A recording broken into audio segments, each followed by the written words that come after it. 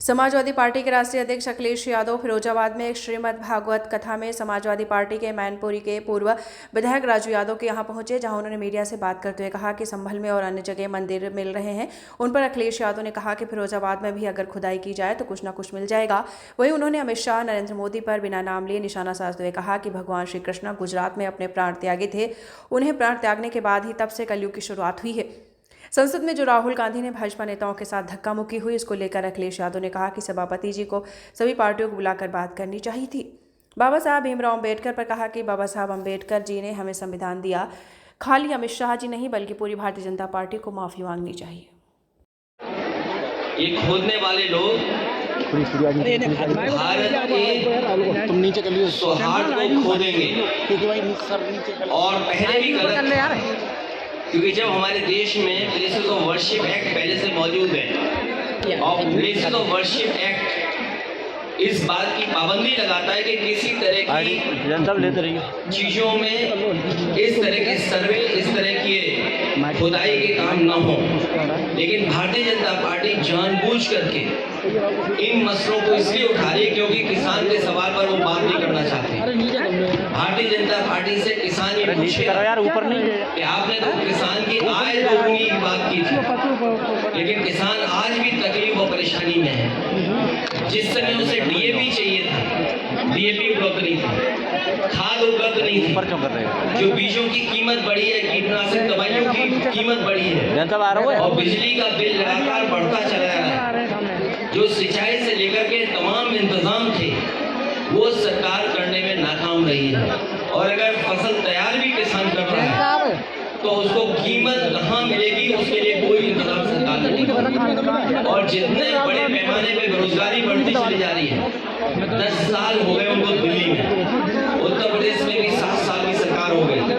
अगर हम 17 साल का हिसाब किताब लगाएं, इस सरकार ने बेरोजगारी बढ़ाई है, न नौकरी है न रोजगार है। तो इन तमाम सवालों से ध्यान हटाने के लिए जानबूझ करके सरकार इस तरह की खुदाई के कार्यक्रम कर रही है। और आज अगर भारतीय जनता पार्टी के अंडरग्राउंड जो पॉलिसी बनाते हैं, ये पाइपलाइन जो अंडरग्राउंड पड़ती है, उसी तरह भारतीय जनता पार्टी की विचारधारा अंडरग्राउंड अंदर ही अंदर काम करती है। ये बात पहले भी कहनी चाहिए थी। लोगों की जान चली गई, लोगों के घरों में छापे पड़ रहे हैं, बिजली के नाम पर 2-2, 3-3 हज़ार लोगों के यहाँ FIR दर्ज हो गई। अगर ये बात गलत थी भारतीय जनता पार्टी की तो जान तो वापस नहीं ला सकते। उन्हें मुआवजा देना चाहिए उन गरीब परिवारों को, और जितने भी झूठे मुकदमे लगे हैं, चाहे वो सांसद पे हो चाहे किसी को, वापस देना चाहिए। सांसद के खिलाफ करोड़ों की रिकवरी जारी की गई है। देखिए, बाबा साहब भीमराव अम्बेडकर जी ने हमें संविधान दिया है और लोकतंत्र में ये हमारे लिए रक्षा कवच का काम करता है। संविधान हमारे लिए, आपके लिए ये संविधान रक्षा करता है, हमें आपको सम्मान दिलाता है। और जानबूझ करके भारतीय जनता पार्टी अपमानित करना चाहती है। ये तमाम वो लोग हैं जिन्होंने कभी सम्मान नहीं किया संविधान का, लोकतंत्र का और बाबा साहब भीमराव अम्बेडकर। जो बीजेपी के लोग, केवल एक नहीं, बीजेपी के सभी लोगों को माफी मांगनी चाहिए। सर, अब समाजवादी पार्टी आखिर कहां तक जाएगी? समाजवादी पार्टी जनता के बीच जाएगी। इन किसान भाइयों से, नौजवानों से अपील करेगी, माता बहनों से, कि भारतीय जनता पार्टी लोगों को हराओ। राहुल गांधी की FIR पर क्या कहें? राहुल गांधी की FIR पे क्या? राहुल गांधी जी को नोटिस, राहुल गांधी की FIR में देखिए, भारतीय जनता पार्टी जानबूझ करके ऐसी बहस छेड़ना चाहती है देश में जिससे उसे लाभ मिले। वो लोकसभा परिसर की घटना है। कई बार लोकसभा परिसर में ऐसी घटनाएं हुई हैं जिसमें FIR दर्ज नहीं हुई। आपको याद होगा, लोकसभा में देश के बहुत बड़े नेता भारतीय जनता पार्टी के अडवाणी जी, वो 1 करोड़ रुपए लेकर के आए थे और उन्होंने टेबल पर रख दिया था लोकसभा में। क्या उस समय एफआईआर दर्ज हुई थी किसी पे? एक जेपीसी बन गई थी और जेपीसी के माध्यम से उस पर चर्चा कर करके जो कार्रवाई करनी थी वो विधान लोकसभा के अंदर हुई।